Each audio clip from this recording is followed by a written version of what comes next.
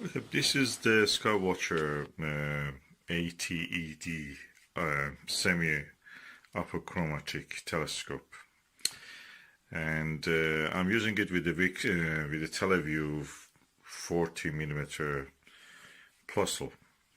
Gives very good images. The only thing is that sometimes it is slipped in the past, used to, because it's a Crayford focuser based on friction.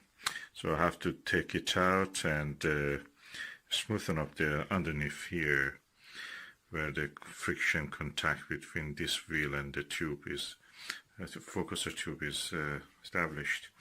So it now works, and you can lock it also. There is a lock mechanism, this screw there. Beautiful telescope, gives good views, easy to manipulate. Of course, I have now tested this, and I think my Lyra 102 f11 has less chromatic aberration than this. This doesn't have much, but the clarity of image, brightness of the image, and in the Lyra is equal or better than this. Surprised. The only advantage this one has is shorter tube. It's easier to manage, easier to carry, easier to everything. So other than that, Lyra is better.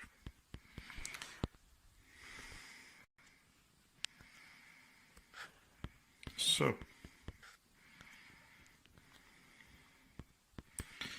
nice telescope, and of course beautiful.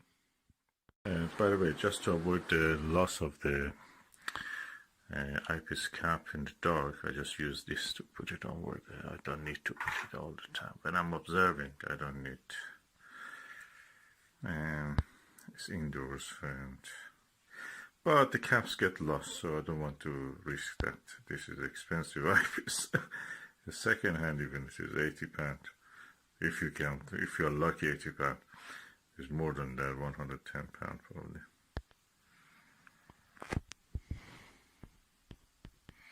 Good for bunny viewing. And this Dobsonian mount is a Skywatcher flex tube 130p. That is really good. It's a folding telescope. The Dobsonian mount of it is really good. It can take up to 8 kilograms. This is probably 3 kilograms or less even. Easily takes it. An amazing piece of engineering. It's made in China. Beautiful. Better than the Unitron, which was made in Japan. Technology, everything is transferred. You know, it's like a soul. It's like a wind. Can go anywhere. Now the technology is in the Unitron is built in China. Look at this CNC machined, lovely tube rings, 4-inch, and is all here. This is a Skywatcher 60 by 30, I think, 6 by 30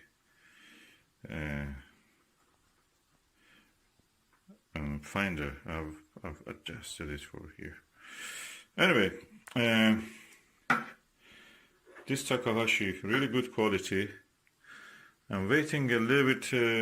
Venus comes out of the leafy parts, and so I can actually go and have observation without the leaves changing from time to time that causes a little bit disturbance.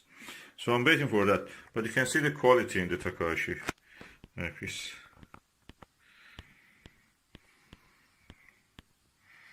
Beautiful eyepieces.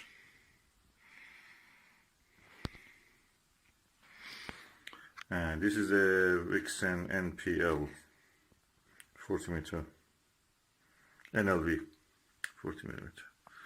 And this is Alter Prism 2-inch diagonal prism, really good for planetary work. So everything in this system that I have is perfect. Look at the size of these knobs, dual adjustment knobs. So really good. I'm looking forward to the rest of the session when the planet Venus passes from the tree, so I can go and observe it. This is a Lyra 102 f11 telescope, refractor telescope. It has some features which I'd like to mention. First of all, it is a long tube telescope. It's achromatic telescope, but because it has a long focal length, it's a doublet lens, of course, in front. Practically, it acts and works like a apochromatic, meaning that there is no color fringe or chromatic aberration, as we call it. The other feature of it is that beautiful, smooth feather touch Crayford dual speed focuser. That just on its own is a lot. That's probably costs around 150-60 pounds on its own. Then we come to the tube rings. These tube rings are CNC machined.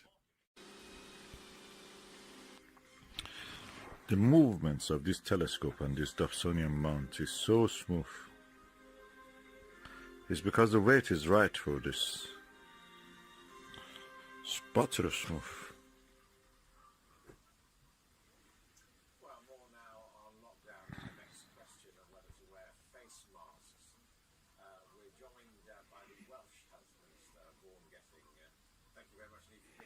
Perfect.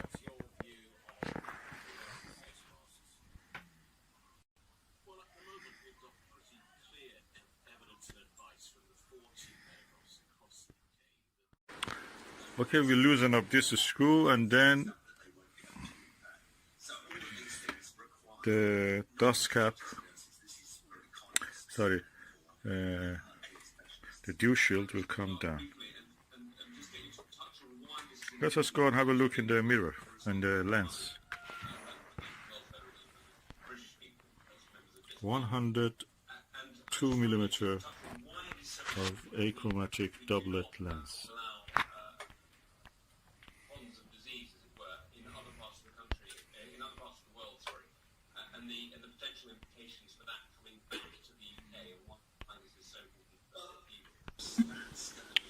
And that's the lens cap.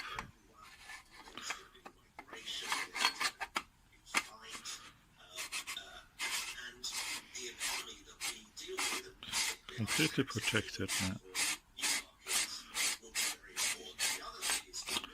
It goes back to its box. I will unscrew it from here.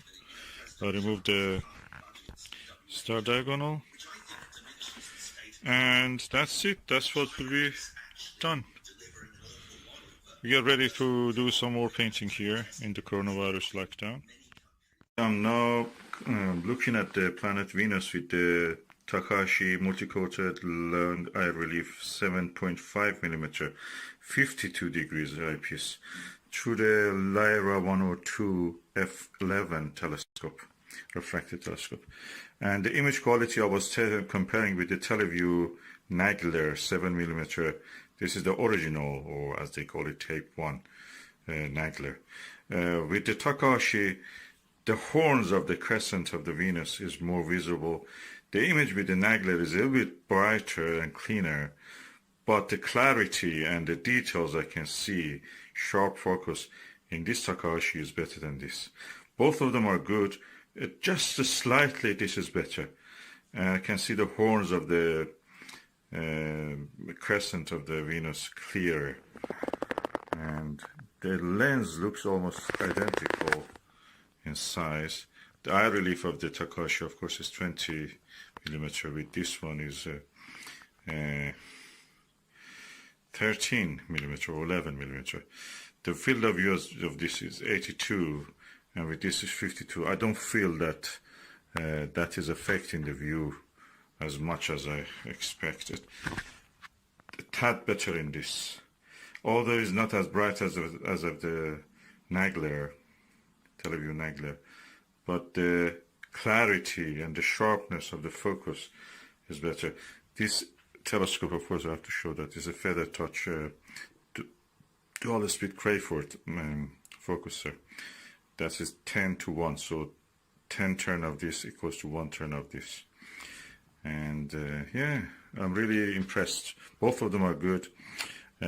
With this one I could even look 3.2 and I could get an image, but the image was very swiftly moving. This is an Dobsonian mount for the Skywatcher SkyMax 130 flex tube. And anyway, I'm continuing to observe, and I think Takashi, a tad slightly an epsilon is better than the Nagler.